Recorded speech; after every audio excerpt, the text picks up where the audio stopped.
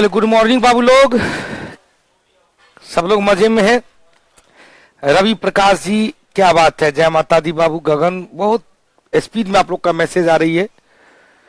तो प्रारंभ किया जाए आज की सेवा को। पिछले क्लास में हम लोग भारत के भूगोल के बारे में परिचय लिए थे और आप लोगों को बताए थे कि कल का आज का क्लास भारत का राष्ट्रीय प्रतीक चिन्ह होगा।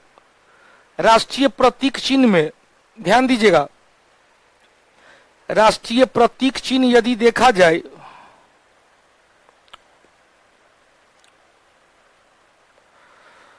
तो क्या क्या हो सकता है।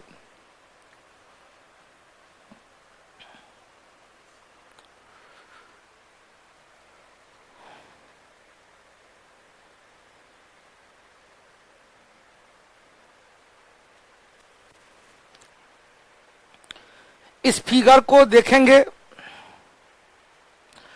राष्ट्रीय प्रतीक चिन्ह में इस फिगर को देखेंगे, हम लोग का सब क्लियर हो जाएगा। हाँ, तमाम लोगों को अब बहुत स्पीड में आप लोग का मैसेज आ रहा है। नाम लेना अभी उचित नहीं है, पहले पढ़ाई लिखाई कर लेंगे, लास्ट में आप लोग का नाम लेंगे हम। तो राष्ट्रीय प्रतीक चिन्ह में आज का टॉपिक बहुत ही महत्वपूर्ण, जिसमें देखेंगे हम लोग भारत का राष्ट्रीय ध्वज, तिरंगा, राष्ट्रीय गान जनगण मन, राष्ट्रीय गान जनगण मन, राष्ट्रीय गीत वंदे मातरम, राष्ट्रीय पुष्प कमल, राष्ट्रीय खेल हॉकी, राष्ट्रीय पुष्प कमल, राष्ट्रीय पशु पैंथेरा टिग्रिस रॉयल टाइगर, राष्ट्रीय जलीय जीव डॉल्फिन, राष्ट्रीय पंचांग शक संवत, राष्ट्रीय फल आम, राष्ट्रीय भाषा राजभाषा जिसके कहते हैं हिंदी, राष्ट्रीय वृक्ष बरगद, राष्ट्रीय पक्षी मोर, राष्ट्रीय मुद्रा जो रॉ बाला में है, देवनागरिक और रोमन लिपि दोनों का संकेत इसमें दिया गया है डी उदय कुमार के द्वारा, राष्ट्रीय नदी गंगा और राष्ट्रीय चिन्ह अशोक का सारनाथ में स्थित सिंह स्तंभ। क्लियर हो गया। अब देखो बाबू, ध्यान दीजिएगा, क्वेश्चन पूछेगा कि पहला पहला चीज की चर्चा करें। भारत का राष्ट्रीय प्रतीक में पहला टॉपिक है नेशनल फ्लैग। जितना भी क्वेश्चन है सब क्वेश्चन देखेंगे, इतिहास भूगोल को जोड़ करके देखेंगे।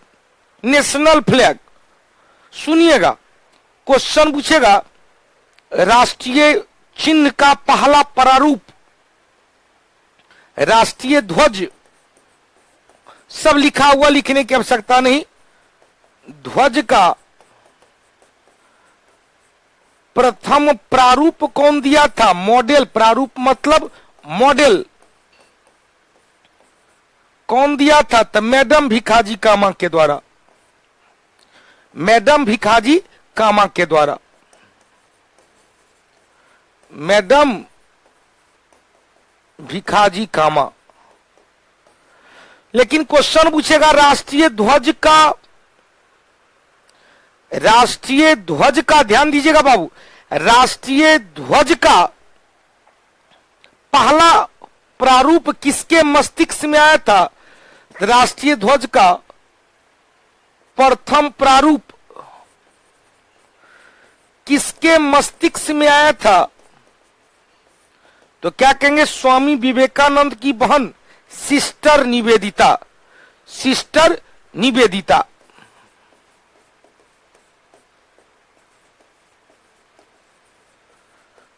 सिस्टर निवेदिता। अब देखो, सिस्टर निवेदिता स्वामी विवेकानंद की बहन थी और स्वामी विवेकानंद का मूल नाम नरेंद्रनाथ दत्त था। स्वामी विवेकानंद के द्वारा 1897 ईस्वी में रामकृष्ण मिशन की स्थापना किया गया था। क्लियर। तो इन्होंने 1905 में दिए थे, विचार इनके मस्तिष्क में आया और इन्होंने 1907 में दिए। मैडम भिखाजी कामा को भारतीय स्वतंत्रता संग्राम भारतीय क्रांतिकारी की जननी कहा जाता है। मदर ऑफ इंडियन रिवॉल्यूशन भारतीय स्वतंत्रता संग्राम स्वतंत्रता आंदोलन की जननी माता कहा जाता है। मैडम भिकाजी कामा को क्या कहेंगे? भारतीय स्वतंत्रता आंदोलन की जननी मां, mother of Indian revolution, mother of Indian revolution. अब क्वेश्चन पूछेगा, ध्यान दीजिएगा। सिस्टर निवेदिता 1905 में, मैडम भिकाजी कामा 1907 में, 24 अगस्त 1907 को। डेट याद रखेंगे, जरूरी है डेट याद रखना। 24 अगस्त 1907 को मैडम भिकाजी कामा ने 22 अगस्त, नॉट 24 अगस्त, 22 अगस्त 1907 को मैडम भिकाजी कामा ने जर्मनी के स्टुटगार्ट शहर में, जर्मनी के स्टुटगार्ट शहर में, जर्मनी के स्टुटगार्ट शहर में भारतीय ध्वज फहराई थी, भारतीय ध्वज फहराई थी। क्वेश्चन पूछेगा, ध्यान दीजिएगा। जर्मनी के स्टुटगार्ट शहर में भारतीय ध्वज फहराने वाली पहली महिला, तो क्या कहेंगे? मैडम भिकाजी कामा, जिन्होंने तिरंगा का पहला प्रारूप दिए थे। उसके बाद क्वेश्चन पूछेगा कि वर्तमान तिरंगा का या वर्तमान तिरंगा का प्रारूप किसके द्वारा दिया गया? तो वर्तमान तिरंगा का प्रारूप वेंकैया पिंगले के द्वारा, वेंकैया पिंगले 1921 में। क्वेश्चन पूछेगा, ध्वजा गीत कब लिखा गया? ओम नमः शिवाय 22 अगस्त 1907 को, 22 अगस्त 1907 को जर्मनी के स्टुटगार्ट शहर में। अब क्वेश्चन पूछेगा, ध्यान दीजिएगा। वेंकैया पिंगले ने 1921 में वर्तमान तिरंगा का प्रारूप दिया। ध्वजा गीत जो श्यामलाल गुप्ता पार्षद के द्वारा 1925 में ध्वजा गीत लिखा गया। ध्वजा गीत क्या था भाई? विजय विश्व तिरंगा प्यारा, विजय विश्व तिरंगा प्यारा, झंडा ऊंचा रहे हमारा। विजय विश्व तिरंगा प्यारा, झंडा ऊंचा रहे हमारा। किसने लिखा भाई? श्यामलाल गुप्ता पार्षद, श्यामलाल गुप्ता पार्षद, श्यामलाल गुप्ता पार्षद। क्लियर हो गया? अब क्वेश्चन पूछेगा, ध्यान दीजिएगा। 1929 में, दिसंबर 1929 में रावी नदी के किनारे, रावी नदी के किनारे जवाहरलाल नेहरू के द्वारा, जवाहरलाल नेहरू के द्वारा राष्ट्रीय ध्वज लहराया गया और पूर्ण स्वराज प्राप्ति का लक्ष्य बनाया गया।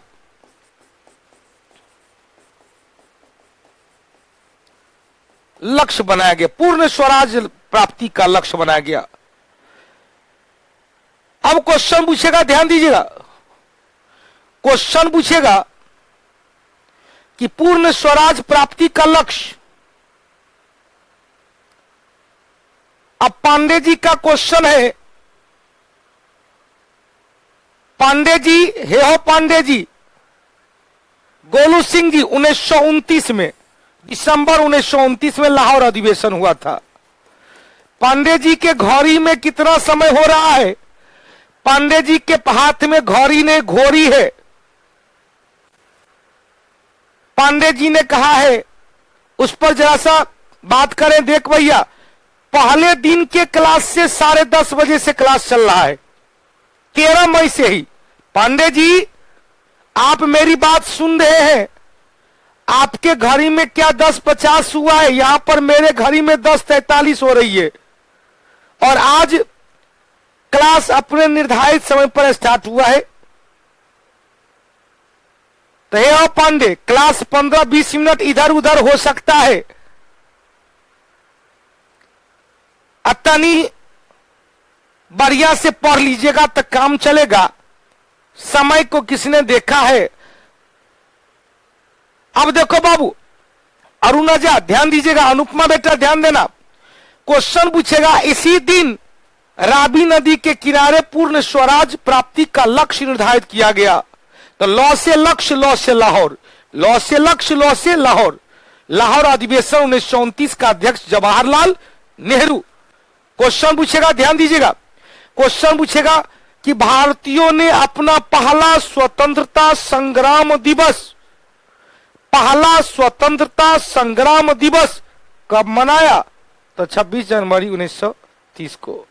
26 जनवरी 1930 को हो गया, 26 जनवरी 1930 को। अब देख भैया, क्वेश्चन पूछेगा, भारतीयों ने अपना पहला स्वाधीनता संग्राम दिवस,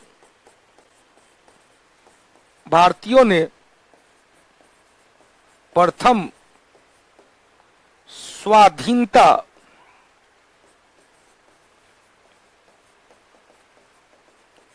संग्राम दिवस 26 जनवरी 1930 को मनाया। 26 जनवरी 1930 को बनाया। अब देखो बाबू, सलोनी बाबू, जयप्रकाश जी, रंजय बाबू, अमरनाथ बाबू, ध्यान दीजिएगा। क्वेश्चन पूछेगा, मैडम भिखाजी कामा भारतीय थे भाई। अब क्वेश्चन पूछेगा, ध्यान दीजिएगा, क्वेश्चन पूछेगा कि प्रथम स्वाधीनता संग्राम दिवस या प्रथम स्वराज दिवस कब मनाया गया? 26 जनवरी 1930 को, और यहां से मनाने का क्रम जारी रहा। सत्यम बाबू, अब यहां से क्वेश्चन पूछेगा कि 22 जुलाई स्वतंत्रता प्राप्ति से पहले ही 22 जुलाई 1947 को तिरंगा को राष्ट्रीय ध्वज के रूप में स्वीकार कर लिया गया। तिरंगा को राष्ट्रीय ध्वज के रूप में स्वीकार कब किया गया? 22 जुलाई 1947 को। डेट के साथ याद रखेंगे, 22 जुलाई 1947 को, सब लिखा हुआ है। अब तिरंगा का 3 पट्टी, ध्यान दीजिएगा, यहां पर लिखा हुआ है कि तिरंगा का पहला प्रारूप, पहला डिजाइन किसने दिया भाई, कब दिया? तो तिरंगा का पहला प्रारूप मैडम भिखाजी कामा के द्वारा। मैडम भिखाजी कामा को क्या कहते हैं? भारतीय क्रांतिकारी की जननी या भारतीय राष्ट्रीय आंदोलन की जननी कहा जाता है। इन्होंने 22 अगस्त 1907 को जर्मनी के स्टुटगार्ट शहर में तिरंगा लहराई थी। हालांकि तिरंगा की पहली परिकल्पना 1905 में स्वामी विवेकानंद की बहन सिस्टर निवेदिता के द्वारा दिया गया। वर्तमान तिरंगा का प्रारूप 1921 में वेंकैया पिंगले के द्वारा दिया गया। वेंकैया पिंगले के द्वारा दिया गया। अब क्वेश्चन पूछेगा, ध्यान दीजिएगा, क्वेश्चन पूछेगा 1925 ईस्वी में श्यामलाल गुप्ता पार्षद, 1925 में सब बता चुके हैं, श्यामलाल गुप्ता पार्षद, सरोजनी नायडू 1925 में जब इतिहास की चर्चा करते हैं, 1925 में जब इतिहास की चर्चा करते हैं, भवेश, रीता, ध्यान दीजिएगा, विशाल, काजल कश्यप, सोनी प्रिया। क्वेश्चन पूछेगा माही बरनवाल, 1925 में कानपुर में कांग्रेस का अधिवेशन हुआ। कानपुर में कांग्रेस का अधिवेशन हुआ। इस कांग्रेस के अधिवेशन की अध्यक्षता प्रथम भारतीय महिला और दूसरी महिला, क्योंकि 1907 में 1917 में कलकत्ता अधिवेशन में एनी बेसेंट को नियुक्त किया गया था। एनी बेसेंट को कांग्रेस का अध्यक्ष बनाया गया था, जो पहली महिला, लेकिन प्रथम भारतीय महिला, क्योंकि वो आयरिश थी, आयरलैंड की रहने वाली थी। क्वेश्चन पूछेगा, ध्यान दीजिएगा, प्रथम कांग्रेस की प्रथम भारतीय महिला अध्यक्ष सरोजिनी नायडू, कानपुर अधिवेशन 1925। इससे पहले 1924 में बापू, 1924 में बापू अब देखो रीता कुमारी जी, जो लिखाए थे वो बेटा लिखा हुआ है, जो लिखाए थे वो इसमें लिखा हुआ है, ध्यान दीजिएगा, जो जो लिखाए थे सब लिखा हुआ है। तो अब क्या क्या लिखा हुआ है, तो हमने कहा सरोजिनी नायडू के दिशा निर्देशन में श्यामलाल गुप्ता पार्षद के द्वारा ध्वजा गीत या झंडा गीत की रचना विजय विश्व तिरंगा प्यारा किया गया। अब क्वेश्चन पूछेगा, इसे यहां पर हमने कहा इसे 22 जुलाई 1947 को राष्ट्रीय ध्वज के रूप में मान्यता दिया गया। और सलोनी बाबू और क्या बताए थे, ध्यान दीजिए, सत्यम, बालकृष्ण जी, भवेश, प्रयास, प्रियम, प्रेम गुप्ता, यह सब बताए थे कि 1929 में, यहां पर यह समझना जरूरी है कि भैया दिसंबर 1929 में लाहौर में अधिवेशन हुआ जिसका अध्यक्ष जवाहरलाल नेहरू। इस लाहौर अधिवेशन में रावी नदी के किनारे राष्ट्रीय ध्वज लहराया गया और पूर्ण स्वराज प्राप्ति का लक्ष्य निर्धारित किया गया। इसी दिन घोषणा किया गया कि 26 जनवरी 1930 को समस्त भारतीय अपना पहला, चंदन कुमार जी, पहला स्वाधीनता संग्राम दिवस मनाएगा। याद रखेंगे, ध्यान दीजिएगा। क्वेश्चन पूछेगा भारतीयों के द्वारा, पूर्णिया पुलिस नरेश, भारतीयों के द्वारा, रोजी मिश्रा, भारतीयों के द्वारा, ध्यान दीजिएगा, भारतीयों के द्वारा क्वेश्चन पूछेगा, भारतीयों के द्वारा पहली बार स्वाधीनता संग्राम दिवस कब मनाया गया? स्वाधीनता संग्राम दिवस कब मनाया गया? तो क्या कहेंगे भाई, जल्दी बताएंगे, क्या कहेंगे? 26 जनवरी 1930 को, 26 जनवरी 1930 को। क्लियर हो गया? 26 जनवरी 1930 को। अब क्वेश्चन पूछेगा, ध्यान दीजिएगा, क्वेश्चन पूछेगा कि 26 जनवरी 1930 को प्रथम भारतीय स्वतंत्रता संग्राम दिवस या स्वाधीनता संग्राम दिवस, जिसकी घोषणा किया गया 1929 में। 22 जुलाई 1947 को तिरंगा को राष्ट्रीय ध्वज के रूप में, तिरंगा को राष्ट्रीय ध्वज के रूप में शामिल कर लिया गया। तिरंगा को राष्ट्रीय ध्वज के रूप में शामिल कर लिया गया, हो गया, मान्यता दे दिया गया। अब क्वेश्चन पूछेगा, ध्यान दीजिएगा, तिरंगा में 3 रंग की पट्टी है, तिरंगा में 3 रंग की पट्टी है। बाबू ध्यान दीजिएगा, सबको पता है, केसरिया है बल भरने वाला, सादा है सच्चाई, हरा रंग है हरी हमारी धरती की अंगराई, और बलवंत बीच का मध्य का चक्र कहता है हमारा कदम कभी न रुकेगा, हिंद देश का प्यारा झंडा ऊंचा सदा रहेगा, झंडा ऊंचा सदा रहेगा। गुलशन ध्यान दीजिएगा, क्वेश्चन पूछेगा कि 3 रंग की पट्टी का तीनों तरह, अमरनाथ बाबू, 3 रंग की पट्टी का तीनों तरह मीनिंग है। अभिषेक पाठक ध्यान दीजिएगा, क्वेश्चन पूछेगा, क्वेश्चन पूछेगा केसरिया किस रंग का प्रतीक है? केसरिया किसका प्रतीक है? सादा किसका प्रतीक है? और हरा किसका प्रतीक है? तो देख भैया, केसरिया जो त्याग बलिदान और शौर्य मतलब वीरता का प्रतीक है, त्याग बलिदान और वीरता का प्रतीक है केसरिया। क्वेश्चन पूछेगा सादा किसका है? सच्चाई का, सरल बनने का, सादा है सच्चाई। सादा क्या है भाई? सच्चाई और सरल बनने का प्रतीक है। क्वेश्चन फिर पूछेगा मध्यवर्ती, शांति, सच्चाई और सरल बनने का प्रतीक है। नीचे में जो हरे रंग की पट्टी है, हरे रंग की पट्टी हरियाली और खुशहाली का प्रतीक है। हरे रंग की पट्टी हरियाली और खुशहाली का प्रतीक है। अब देखो बाबू ध्यान दीजिएगा, क्वेश्चन पूछेगा निचली पट्टी हरे रंग, हरियाली, खुशहाली, तिरंगे के मध्य में चक्र है जिसका कलर पिकॉक ब्लू है। श्वेतांग संचिल, पिकॉक ब्लू मतलब गहरा नीला रंग जिसे श्यान रंग कहा जाता है, गहरा नीला रंग जिसे श्यान रंग कहा जाता है। जो किस किस का मिश्रण? तो जो पांडे जी, देवघर नरेश, जो किस किस का मिश्रण? तो क्या कहेंगे? हरा और नीले का मिश्रण, हरा और नीले का मिश्रण। जब हम लोग फिजिक्स में चर्चा करेंगे तो फिजिक्स में कलर की बात जैसे ही आएगी, ध्यान दीजिएगा, चलते हैं जरा फिजिक्स की ओर। या क्या प्राथमिक रंग रेड, ब्लू और ग्रीन, इस तीनों को कहते हैं प्राथमिक रंग। अब देखो भाई, द्वितीयक रंग किसे कहते हैं? तो दो प्राथमिक रंग को मिलाते हैं। तो दो प्राथमिक रंग मिलाएंगे तो क्या कहेंगे भाई? लाल और हरा मिलेगा तो क्या कहेंगे? पीहला। पीहला मतलब पीला रंग। किस किस का मिश्रण? लाल और हरा का मिश्रण। क्वेश्चन पूछेगा लाल रंग और नीला रंग मिलाएंगे तो क्या बनेगा? मेजेंटा। मेजेंटा। ट्रिक लेंगे, कहेंगे मनीला। क्या कहेंगे? मनीला। मौ से मेजेंटा, नी से नीला, ला से लाल। और फिर ब्लू और ग्रीन को मिलाएंगे तो क्या कहेंगे? सियान कहेंगे। क्या कहेंगे भाई? सियान, जिसे ही पीकॉक ब्लू कहा जाता है या गहरा नीला कहा जाता है। आया किसका मिश्रण है? तो कहेंगे सियान बीजी चल रहा है, बीजी है। सियान क्या है? बीजी है। तो यह तीनों रंग ध्यान दीजिएगा, यह पीला, यह मैजेंटा और यह सियान, इसे द्वितीयक रंग कहा जाता है, सेकेंडरी कलर कहा जाता है। उसके बाद तीनों प्राथमिक रंग या तीनों द्वितीयक रंग को मिला देंगे तो हम लोग का जो कलर कंपोजिशन होता है उसे व्हाइट कहेंगे।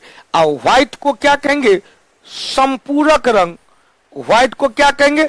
कंप्लीमेंट्री कलर, पूरक रंग या कंप्लीमेंट्री कलर। अब यहां से क्वेश्चन पूछेगा, ध्यान दीजिएगा, यही तो अपना स्टाइल है कि ज्योग्राफी में फिजिक्स ले जाओ, क्वेश्चन पूछेगा तिरंगा का जो चक्र है, तिरंगे के मध्य पट्टी में जो चक्र है का रंग कैसा है? का रंग है पीकॉक ब्लू या सियान या गहरा नीला, जो किसका मिश्रण है? तो क्या कहते? सियान बीजी चल रहा है, मतलब ब्लू और ग्रीन का मिश्रण है। ब्लू और ग्रीन का मिश्रण है। बाबू ध्यान दीजिएगा, क्वेश्चन पूछेगा उस पर आ जाएंगे।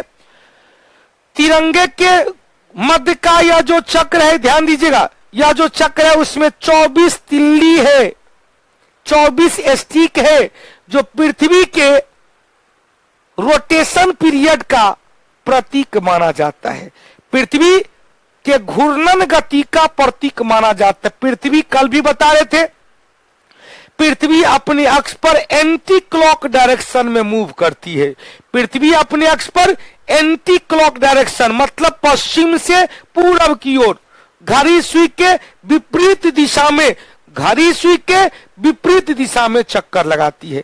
अब क्वेश्चन पूछेगा, ध्यान दीजिएगा, क्वेश्चन पूछेगा उस पर ध्यान देंगे। यह जो 24 तिल्ली है, कल भी हमने कहा था पृथ्वी लगभग 24 घंटा में अपने अक्ष पर घूमती है, अपने अक्ष पर चक्कर लगाती है। और ये इसी घूर्णन, इसी रोटेशन पीरियड के कारण दिन एवं रात की घटनाएं घटती है। समुद्री समीर दिन के समय समुद्र से स्थल की ओर चलती है, स्थलीय समीर रात के समय स्थल से समुद्र की ओर चलती है। घाटी समीर दिन के समय घाटी से चोटी की तरफ चलती है, जबकि पर्वतीय समीर रात के समय पर्वत से घाटी की तरफ चलती है। समुद्र में ज्वार और भाटा उत्पन्न होता है, और हम लोग को पता है कि दो ज्वार के बीच या दो भाटे के बीच, दो ज्वार या दो भाटे के बीच 24 घंटा 26 मिनट, सॉरी, तो 24 घंटा 52 मिनट के समय का अंतर होता है। एक ज्वार एक भाटा के बीच 12 घंटा 6 मिनट, एक ज्वार और एक भाटा के बीच 12 घंटा 6 मिनट, दो ज्वार या दो भाटे के बीच 24 घंटा 52 मिनट का अंतर होता है। अब देखो भाई, ध्यान दीजिएगा, पृथ्वी का रोटेशन पीरियड का प्रतीक है यह 24 घंटा में पृथ्वी लगभग 24 घंटा में एक चक्कर लगाती है। इस तिरंगा को संविधान सभा के द्वारा इस तिरंगा को संविधान सभा के द्वारा कब मान्यता दिया गया? तो 22 जुलाई 1947 को मान्यता दे दिया गया। क्वेश्चन पूछेगा, ध्यान दीजिएगा, 22 जुलाई 1947 के बाद ही भारत की आजादी हुई थी, 15 अगस्त 1947 को। क्वेश्चन पूछेगा, तिरंगा का आकार कैसा है भाई? तिरंगा का आकार कैसा है? तो तिरंगा का आकार आयताकार है। कैसा कार है? आयताकार है। क्वेश्चन पूछेगा, ध्यान दीजिएगा, क्वेश्चन पूछेगा तिरंगा का आकार आयताकार है। जब ये आयताकार आएगा तो क्वेश्चन पूछेगा, यहां देख लेते हैं, तिरंगा का आकार में क्वेश्चन लंबाई और चौड़ाई का अनुपात पूछेगा, लेंथ पूछेगा, लंबाई और चौड़ाई का यदि अनुपात पूछेगा तो उसका अनुपात कितना होगा? 3:2। यदि घुमा देगा चौड़ाई और लंबाई का अनुपात पूछ दे तो 2:3। ध्यान दे के देखिएगा, क्वेश्चन पूछेगा चौड़ाई एवं लंबाई का अनुपात,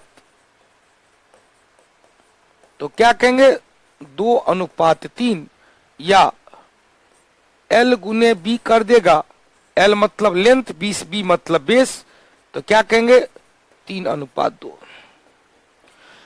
या पढ़ के बनाइएगा, कभी कभी आपको घुमाएगा, कभी कभी आपको घुमाएगा।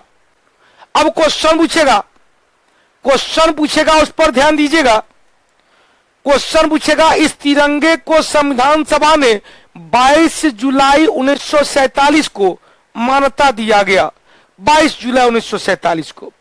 क्वेश्चन पूछेगा, ध्यान दीजिएगा, 26 जनवरी 2004 ईस्वी को इस राष्ट्रीय ध्वज को निजी स्थल पर भी फहराने की छूट दे दिया गया कि निजी स्थल पर भी आप फहरा सकते हैं, लेकिन सम्मान के साथ सूर्योदय के बाद और सूर्यास्त से पहले, उससे सूर्योदय के बाद तिरंगा लहराएंगे और सूर्यास्त से पहले हम लोग क्या करेंगे भाई? वापस कर लेंगे। अब क्वेश्चन उतार लेंगे, 15 नवंबर 2008 ईस्वी को चंद्रमा के सतह पर भी तिरंगा लहराया गया और इस तरह से चंद्रमा के सतह पर तिरंगा लहराने वाला भारत चौथा देश बना। भारत कितना देश? चौथा देश। अब इसमें चौथा देश में इससे पूर्व यूएसए, इससे पूर्व कौन भाई? यूएसए, दूसरा रूस, तीसरा यूरोपीय यूनियन और चौथा अपना देश भारत पड़ा। अब क्वेश्चन पूछेगा, ध्यान दीजिएगा,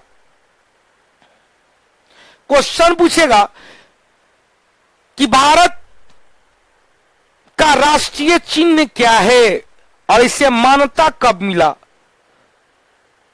तो अशोक का सारनाथ, मध्य प्रदेश, उत्तर प्रदेश, बनारस के निकट, अशोक का सारनाथ बनारस के निकट है, उत्तर प्रदेश का सारनाथ।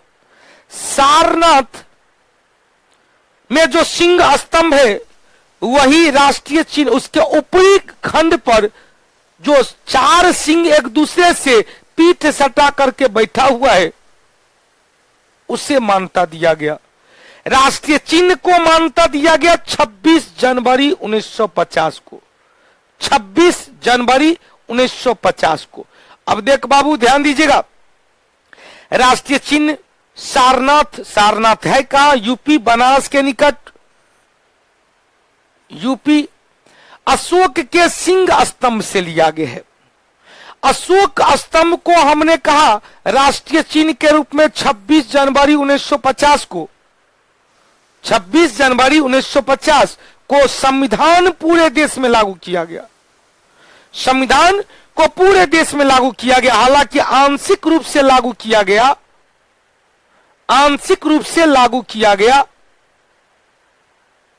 26 नवंबर 1949 को ही, 26 नवंबर 1949 को ही, लेकिन पूरी तरह से लागू किया गया 26 जनवरी 1950 को। अब क्वेश्चन पूछेगा कि इस चिन्ह में 4 सिंह एक दूसरे से पीठ सटा करके बैठा हुआ है, जिसके कारण सामने से देखने पर 3 ही सिंह दिखाई देगा। सामने से देखने पर दिलखुश विपिन रास बिहारी चंदन शिवनाथ, सामने से देखने पर 3 ही सिंह दिखाई देगा, एक पीछे में है। अब क्वेश्चन पूछेगा, इस सिंह स्तंभ पर देवनागरी लिपि में सत्यमेव जयते लिखा हुआ, सत्य की हमेशा जीत होती है। अब देखो बाबू, देवनागरी लिपि है तो क्वेश्चन पूछेगा भारत का राष्ट्रीय लिपि क्या है?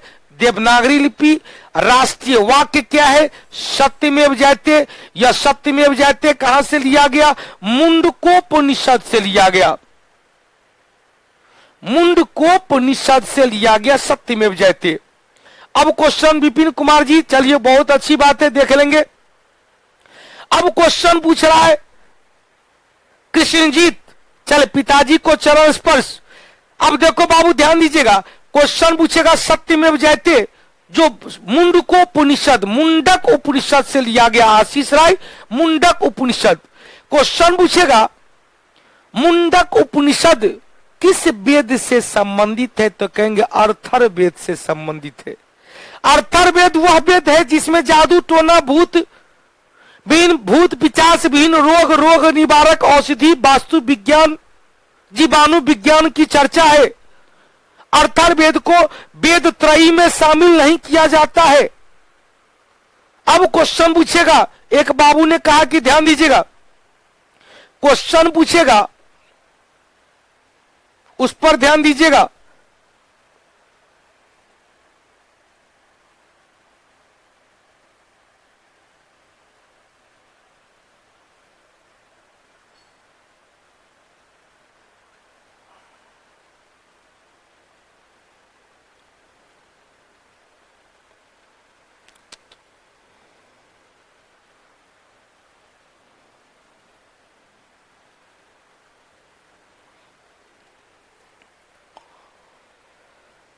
यह सब चिन्ह है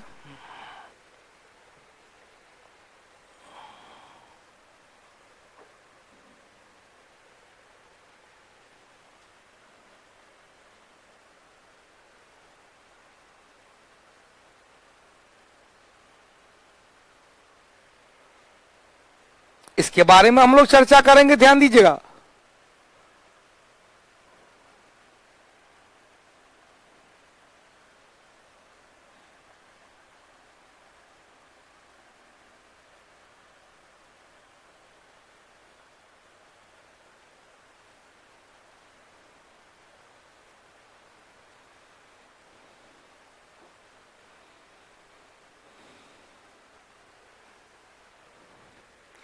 कोई एक लेते हैं,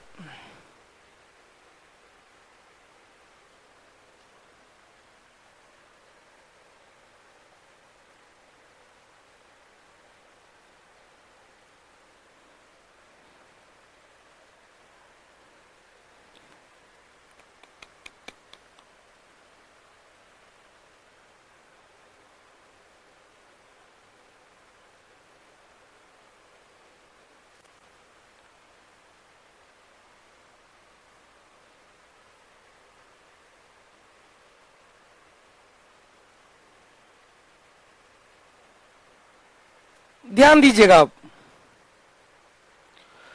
4 सिंह एक दूसरे से पीठ सटा करके बैठा हुआ है, जिसके कारण सामने से देखने पर 3 सिंह ही दिखाई देता है। यहां पर देखकर सामने से देखने पर कितने सिंह दिखाई दे रहा है? 3 सिंह ही दिखाई दे रहा है। अब इसके निचले पट्टी पर ध्यान दीजिएगा, इसके निचले पट्टी पर दिखाई दे रहा है क्या क्या भाई? तो यहां से चक्र दिखाई दे रहा है, यहां 4 पशु है। इसी के निचले पट्टी में क्या लिखा हुआ है? सत्यमेव जयते, देवनागरी लिपि में सत्यमेव जयते, देवनागरी लिपि में। क्वेश्चन पूछेगा, ध्यान दीजिएगा। अब क्वेश्चन पूछेगा कि सारनाथ का जो सिंह स्तंभ है, इसके निचली पट्टी में 4 पशु है। 4 पशु, हाथी घोड़ा पालकी जय कन्हैया लाल की, जिसमें हाथी घोड़ा सिंह और वृषभ, हाथी घोड़ा सिंह और वृषभ, हाथी घोड़ा सिंह और वृषभ है। सबका अलग अलग मीनिंग है, सबका अलग अलग अर्थ है। अब यह चक्र, यही चक्र आया है तिरंगा का, मध्यवर्ती पट्टी में, जिसमें 24 स्टिक है। क्वेश्चन पूछ रहा है कि सत्यमेव जयते जो राष्ट्रीय वाक्य है, देवनागरी लिपि जो राष्ट्रीय लिपि है, तो देवनागरी लिपि को कब अपनाया गया, सत्यमेव जयते को कब अपनाया गया? सत्यमेव जयते को राष्ट्रीय वाक्य के रूप में 26 जनवरी 1950 को मान्यता मिला। राजभाषा हिंदी को मान्यता मिला 14 सितंबर 1949 को। देवनागरी लिपि को भी मान्यता मिला 26 जनवरी 1950 को। सब कुछ लिखा हुआ है। राष्ट्रीय चिन्ह के निचली पट्टी में क्या क्या है भाई? तो घोड़ा है, वृषभ है, कुबर वाला बैल जिसे बुल कहते, सार कहते हैं, हाथी है और सिंह है। याद करने के लिए कहेंगे कि हाथी घोड़ा पाल की जय कन्हैया लाल की, तो हाथी घोड़ा दुगो आ गया और सिंह और वृषभ हो गया। सब दो पशु के बीच में एक चक्र रखा हुआ है। कुल मिलाकर 4 चक्र है। कुल मिलाकर 4 चक्र है और 4 पशु है। मान लिया जाए, ध्यान दीजिएगा। अब क्या क्या है भाई? हाथी है, एगो चक्र है, घोड़ा है, एगो चक्र है, सिंह है, एगो चक्र है, और फिर वृषभ है, एगो चक्र है। तो कुल कितने चक्र हुए भाई? 4 चक्र और 4 पशु। 4 चक्र और 4 पशु। अब कह रहा है कि घोड़ा किसका प्रतीक है, वृषभ किसका प्रतीक है, हाथी किसका प्रतीक है और सिंह किसका प्रतीक है। जब हम लोग चर्चा करते हैं इतिहास में, तो घोड़ा प्रतीक है महाभी निष्क्रमण का, महात्मा बुद्ध के महाभी निष्क्रमण का। और महाभी निष्क्रमण कहा जाता है, गृह त्याग की घटना को महाभी निष्क्रमण कहा जाता है। 29वें वर्ष में महात्मा बुद्ध ने गृह त्यागे थे। मूल नाम सिद्धार्थ। तो घोड़ा क्या था? महाभी निष्क्रमण का प्रतीक, महात्मा बुद्ध के गृह त्याग का प्रतीक। यहां पर घोड़ा है परिश्रम का, अदम्य शक्ति का। किसका है भाई? परिश्रम का, अदम्य शक्ति का और प्रगतिशीलता का प्रतीक है। परिश्रम, अदम्य शक्ति और प्रगतिशीलता का प्रतीक है। हम लोग जब चर्चा करते फिजिक्स में कि शक्ति का मात्रक वाट है, शक्ति का मात्रक, इलेक्ट्रिक पावर का मात्रक क्या कहते हैं? वाट है, इतना वाट। लेकिन क्वेश्चन पूछेगा शक्ति का एक और वाट, एक और मात्रक अश्व शक्ति है, हॉर्स पावर है, और 1 हॉर्स पावर बराबर 746 वाट होता है। 1 हॉर्स पावर बराबर 746 वाट होता है। तो घोड़ा किसके लिए भाई? परिश्रम के लिए, अदम्य शक्ति के लिए और प्रगतिशीलता के लिए। क्वेश्चन पूछेगा वृषभ जो महात्मा बुद्ध के यौवन का प्रतीक माना जाता है, महात्मा बुद्ध के यौवन का प्रतीक वृषभ माना गया। तब यहां पर राष्ट्रीय चिन्ह में जो वृषभ है वो किसका प्रतीक माना गया? तो राष्ट्रीय चिन्ह में जो प्रतीक है वो माना गया कृषि आधारित अर्थव्यवस्था का। कुमार उदय रंजन, कृषि आधारित अर्थव्यवस्था का। क्वेश्चन पूछेगा सिंह, सिंह किसका प्रतीक है? तो सिंह 24वें जैन तीर्थंकर महावीर स्वामी का प्रतीक है। 24वें जैन तीर्थंकर महावीर स्वामी का प्रतीक है सिंह, जो साहस, शौर्य एवं निर्भीकता का प्रतीक है। साहस, शौर्य एवं निर्भयता का प्रतीक है। और चौथा आया हाथी। हाथी किसका प्रतीक है? तो हम्बुल चाल चलता है। हाथी किसका प्रतीक है? स्थिरता का प्रतीक है। हाथी जब पगलाता है तभी दौड़ता है, जब पगलाता है तभी हाथी क्या स्पीड बढ़ता है, नहीं तो हाथी हम्बुल चाल से स्थिरता के साथ गतिशील करता है। अब देखो बाबू ध्यान दीजिएगा, हाथी घोड़ा पाल की, जय कन्हैया लाल की। क्वेश्चन पूछेगा। अब रवि कुमार का क्वेश्चन, बिहार का राजकीय चिन्ह क्या है? बरगद। राजकीय चिन्ह क्या है? बरगद। क्वेश्चन पूछेगा, घोड़ा किसका? परिश्रम का, अदम्य शक्ति का, प्रगतिशीलता का, वृषभ कृषि आधारित अर्थव्यवस्था, सिंह साहस, शौर्य और निर्भरता, और हाथी स्थिरता का प्रतीक माना गया। चारों क्लियर हो गया। देवनागरी लिपि में सत्यमेव जयते है।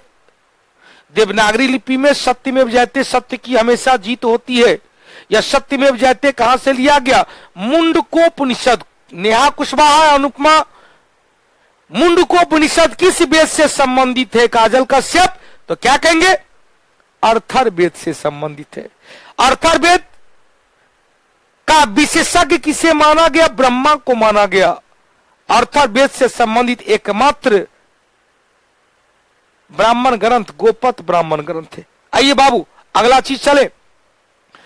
3 की 2 क्लियर हुआ। पहला राष्ट्रीय ध्वज क्लियर, राष्ट्रीय ध्वज क्लियर।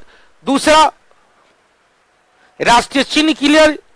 अब चलते सलोनी बाबू, बिंदु, बंटी, अभिषेक, अलग अलग क्वेश्चन में चलते हैं। कंचन सौरभ क्वेश्चन पूछ रहा है कि भारत का राष्ट्रीय गान जन गण मन है। जन गण मन अधिनायक जय हे भारत भाग्य विधाता। पंजाब सिंध गुजरात मराठा द्राविड़ उत्कल बंगा। तब सुनना में जागे, तब शीस आस समांगे। जाहे गाहे तब जय गाता, जनगण मंगल दायक जय हे भारत भाग्य विधाता। जय है जय है जय। अब देखो भाई, श्वेतांग संचिल, अरुण आजाद, ध्यान दीजिएगा। क्वेश्चन पूछेगा, भारत का राष्ट्रीय गान नेशनल एंथम जनगण मन है, जिसे 24 जनवरी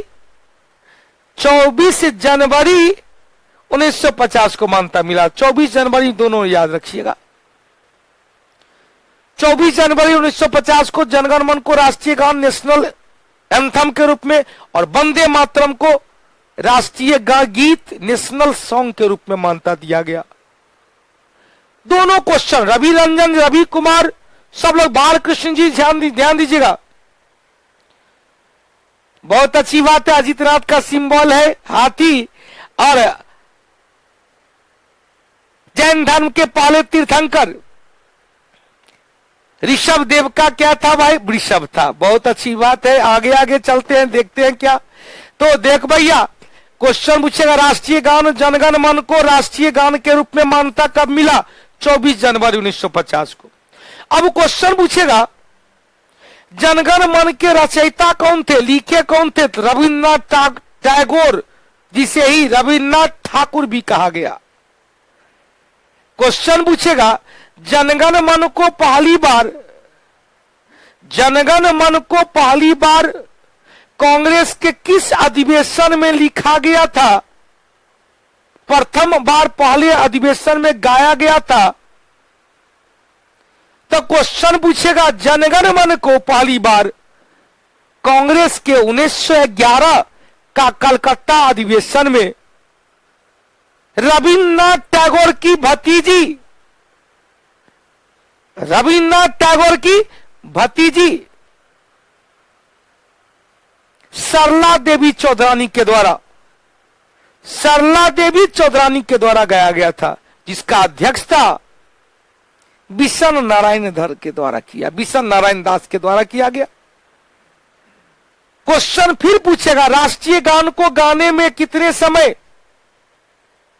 तो 52 सेकंड का समय निर्धारण किया गया है, लेकिन कुछ विशेष अवसर पर 20 सेकंड में गाने का प्रावधान किया गया है। क्वेश्चन फिर पूछेगा, राष्ट्रीय गान, सब लोग ध्यान दीजिएगा बाबू। क्वेश्चन पूछेगा, राष्ट्रीय गान से और 2 क्वेश्चन बनेगा, राष्ट्रीय गीत से भी 2 क्वेश्चन बनेगा। हमने कहा पहले जितना बताए, तत्वबोधिनी पत्रिका में इसे प्रकाशित किया गया भारत भाग्य विधाता के नाम से। तत्वबोधिनी पत्रिका के संपादक कौन थे? रविन्द्रनाथ टैगोर। भारत भाग विधाता के नाम से प्रकाशित किया गया। 1911 ईस्वी में तीसरी बार दिल्ली दरबार का आयोजन किया गया था। तीसरी बार दिल्ली दरबार का आयोजन लॉर्ड हार्डिंग द्वितीय के काल में, जिसमें दो घोषणा हुआ था। 1905 का बंगाल विभाजन को रद्द किया गया और भारत की राजधानी कलकत्ता से दिल्ली लाने की घोषणा किया गया। क्वेश्चन पूछेगा, ध्यान दीजिएगा। जनगण मन को सर्वप्रथम दिसंबर 1911 के कलकत्ता अधिवेशन, जिसकी अध्यक्षता बिशन नारायण दास के द्वारा किया गया था। गाने का श्रेय सरला देवी चौधरानी, जो टैगोर की भतीजी या भगनी थी, नैस थी। जनगण मन मूल रूप से अमार सोनार बांग्ला, अमार सोनार बांग्ला जो बांग्लादेश का नेशनल एंथम है, मूल रूप से अमार सोनार बांग्ला में लिखा गया। अमार सोनार बांग्ला में लिखा गया था, मूल रूप से अमार सोनार बांग्ला में। 1919 में खुद टैगोर ने इसका इंग्लिश रूपांतरण किया, morning song of India, morning song of India. राष्ट्रीय गान को गाने में 52 सेकेंड, कुल कुछ विशेष अवसर पर 20 सेकेंड। क्वेश्चन पूछेगा, 20 सेकेंड में पहला पंक्ति और अंतिम पंक्ति गाने का इजाजत दिया गया। 2004 ईस्वी में रेडियो, टेलीविजन और सिनेमा हॉल में राष्ट्रीय गान सुनते या देखने के समय खड़े होने की जरूरत नहीं कहा गया। 2010 ईस्वी में कहा गया कि मोबाइल का रिंगटोन में वंदे मातरम को लगा, उसके रिंगटोन को लगा सकते हैं, लेकिन जनगण मन को नहीं लगा सकते हैं। क्लियर हो गया भाई? अब देखो बाबू, ध्यान दीजिएगा।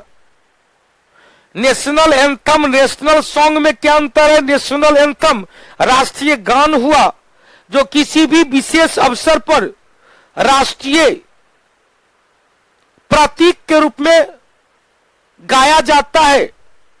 जो जनगण मन है, राष्ट्रीय सॉन्ग, राष्ट्रीय गीत वंदे मातरम है।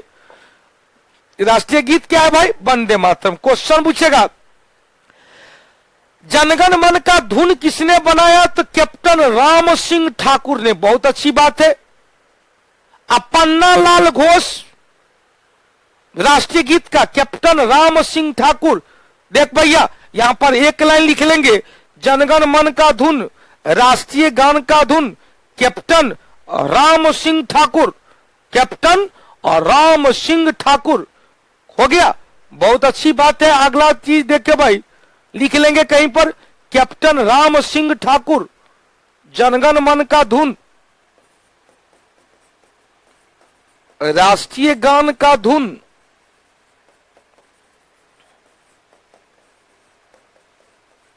कैप्टन राम सिंह ठाकुर, और राष्ट्रीय गीत का धुन पन्ना लाल घोष, पन्ना लाल घोष। अब देखो बाबू, ध्यान दीजिएगा। क्वेश्चन पूछेगा कि राष्ट्रीय गीत से कई क्वेश्चन पूछेगा। वंदे मातरम, अब यहां से वंदे मातरम से 2-3 क्वेश्चन याद रखेंगे।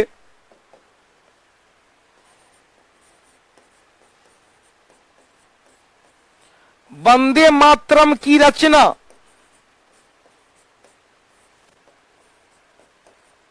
बंगाल के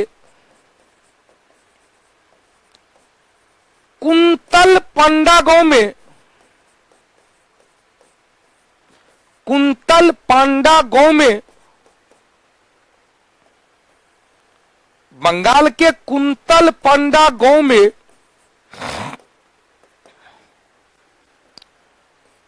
1876 में बंकिम चंद्र चटर्जी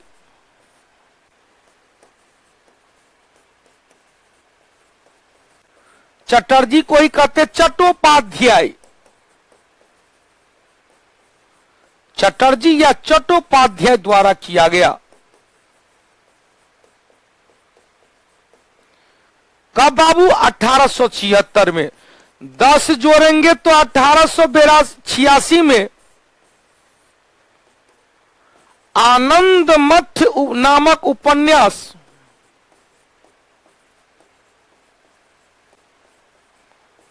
में इसका प्रकाशन किया गया। क्वेश्चन पूछेगा आनंद मठ उपन्यास के लेखक कौन थे? तो बंकिम चंद्र चटर्जी थे। फिर क्वेश्चन पूछेगा 10 साल और जोड़ेंगे तो 1896 में कांग्रेस का कलकत्ता अधिवेशन,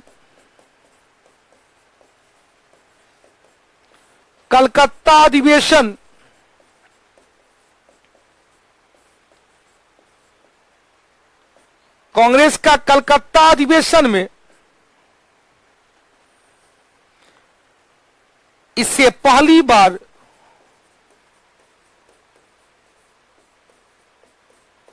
रविंद्रनाथ टैगोर के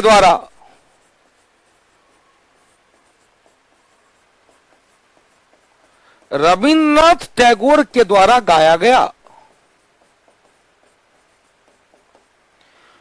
अब क्वेश्चन पूछेगा इस कलकत्ता अधिवेशन की अध्यक्षता, कलकत्ता अधिवेशन 1896 की अध्यक्षता किसके द्वारा किया गया? इस अधिवेशन की अध्यक्षता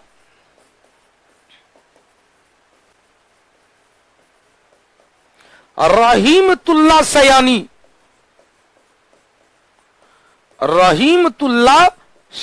के द्वारा किया गया था। हो गया, रहीमतुल्लाह सयानी के द्वारा किया गया।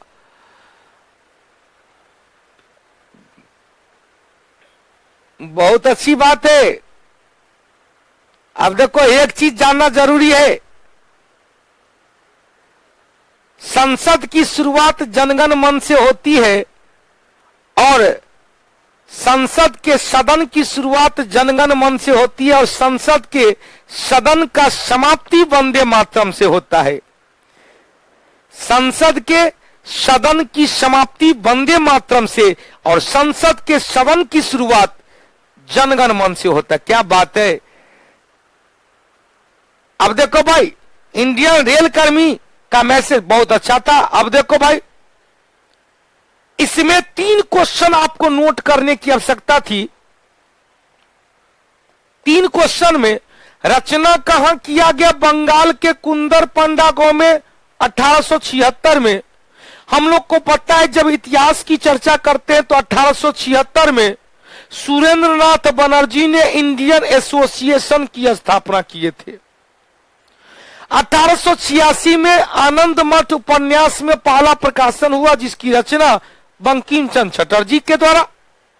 फिर क्वेश्चन पूछेगा 1886 में कांग्रेस का कलकत्ता अधिवेशन, कांग्रेस के कलकत्ता अधिवेशन की अध्यक्षता दादा भाई नौरोजी के द्वारा किया गया।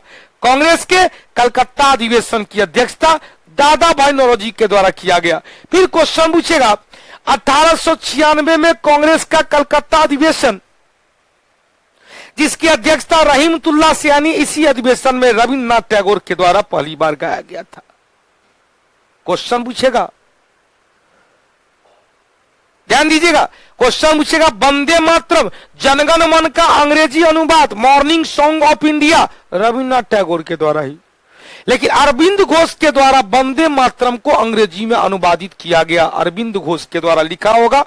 अब देखो भाई, राष्ट्रीय गीत वंदे मातरम, राष्ट्रीय गीत क्या है भाई? वंदे मातरम, इसकी रचना बंकिम चंद्र चटर्जी या चट्टोपाध्याय। सर्वप्रथम इसे 1886 में आनंद मठ उपन्यास में प्रकाशित किया गया। रचना कब हुआ भाई? 10 साल पहले ही। रचना कब हुआ? 10 साल पहले ही। अब रचना हुआ 10 साल पहले कहां पर? तो बंगाल के कुंतल पंडा गांव में, बंगाल के कुंतल पंडा गांव में रचना 1876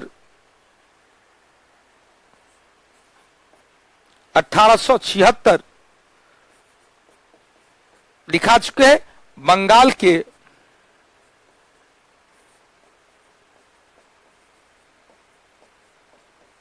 कुंतल पांडा गांव में